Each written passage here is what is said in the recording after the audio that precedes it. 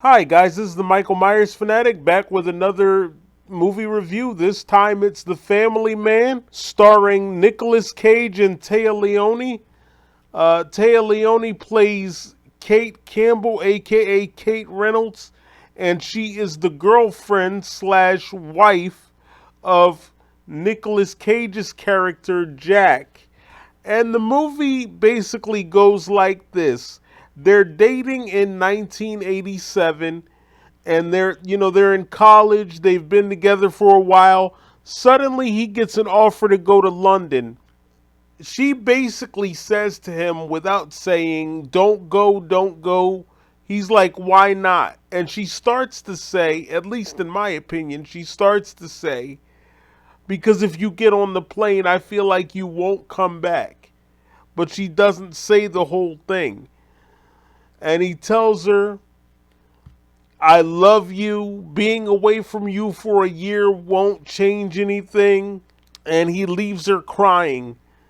Fast forward 13 years later, it's 2000.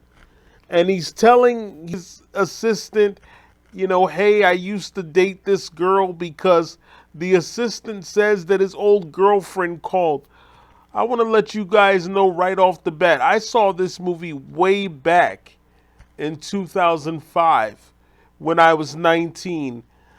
And when I look back at it, I guess it wasn't that long because I didn't have much to do back then. But now I'm like, this movie is really long. It really is. So the bottom line of the movie is, what if? What if you got a second chance? What if you said yes instead of saying no? What if you turned left instead of turning right? Long story short, Nicolas Cage's character is very rich.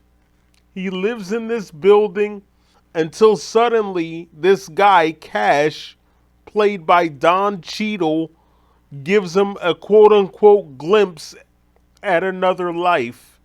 And he wakes up in his old girlfriend's house with the kids. And he's like, "Who are they? They're not my kids. I'm not their dad." You guys get the picture. By the end of the movie, obviously, he chose Kate in this alternate reality. I don't need to go through the whole movie. Here's my problem with it. I thought it was great. The problem I had with it was that it was way too long. That's really my argument against it. But other than that, I loved the movie. I thought they both did a great job. And I've actually taken the liberty of writing down some things I noticed about the film. And to me, it has a weird connection to Twilight Zone. That doesn't even include the fact that it has a sort of Twilight Zone element on its own, living in an alternate reality. But the reason I say that it has a bunch of Twilight Zone connections is because it kind of reminded me of an old episode of Twilight Zone called Person or Persons Unknown, where a man named Andrew Gurney wakes up and his wife mysteriously seems to have forgotten him and he loses his identity. But only in this movie, the man loses his identity and he doesn't remember his wife. Well, sort of.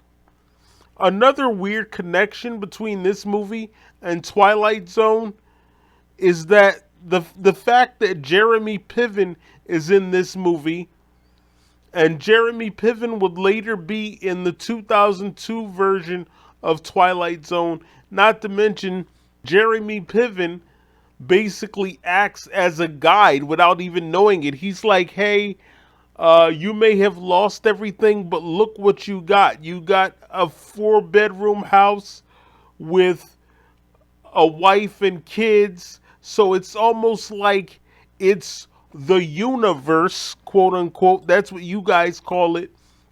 The universe. I say God, but you say the universe.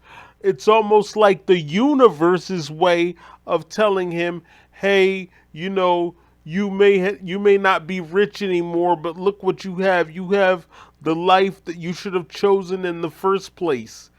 It's almost like Jeremy Piven's character acted as a human version of the universe, almost as if this is what it would have said if it could speak. So I noticed that. But anyway, another thing I want to point out is that in the Twilight Zone, here's another weird connection. There's a story about a man who steals his father's autographed baseball for the sake of fortune, only to regret it later and be given a second chance at redemption through mysterious means. Sound familiar? Yeah, that's what happened in this movie. Jack chose fortune over his girlfriend and was given a second chance by mysterious means. Now, I'm not saying that they, ripped off Twilight Zone or anything like that. But I do believe that somebody had to have been a Twilight Zone fan, because this movie has Twilight Zone written all over it. So I pretty much already know about this film, and it has a lot of cliches in it. The cliche, you do something wrong, you want a second chance, you're given a second chance at it. You already know what's going to happen by the end of the film, because you say, well, he chose to go to London instead of choosing his girlfriend, and then suddenly he wakes up with his girlfriend and they end up at this cafe or whatever it is at the end of the film drinking a cup of coffee. So, I mean, I would have actually watched it again, but I said to myself, this movie is just too long. You basically know what's going to happen before it happens, because this kind of story of somebody making a mistake, regretting it, and being given a second chance has been done to death. Literally. There are so many stories like this in Twilight Zone. That's why I said the writer of this movie had to have been a Twilight Zone fan. Let me see who wrote this. David Diamond and David Weissman. They had to have been Twilight Zone fans. I'm sorry, this thing has Twilight Zone all over it. So that's my take on it. You know me, I'm always going to keep it 100 with you guys. I didn't even have to watch it a third time because I remember it. And once you watch the movie, I guarantee you're going to see it coming. It's what they call a cliche. Okay, he makes a mistake. Now he's going to be given a second chance. Like I said, it's been done to death. Rod Serling already did this. By the way, the Twilight Zone also does that. The villain or the jerk gets his punishment by being switched around with the victim. The victim's on top and he's on the bottom. Again, it's been done to death. So there was no need for me to watch it a third time. Like, you see it coming. But anyway, it doesn't mean that I didn't enjoy the film. I would advise you guys to see it. It's on Peacock if you want to see it. Ladies and gentlemen, The Family Man, starring Nicolas Cage and Téa Leoni. It came out December 22nd, 2000. And by the way, I like the fact that this movie was based on real time. It just was a little bit too cliche. Because Jack was basically a jackass and tables were turned where he was the guy on the outside. So you basically see it coming. I think they even did this in an episode of Guiding Light. So, yeah. Thank you for listening to my review. I'm the Michael Myers fanatic. I approve this message. Thanks again. Follow me on all forms of social media at the MyersFan25. Thank you.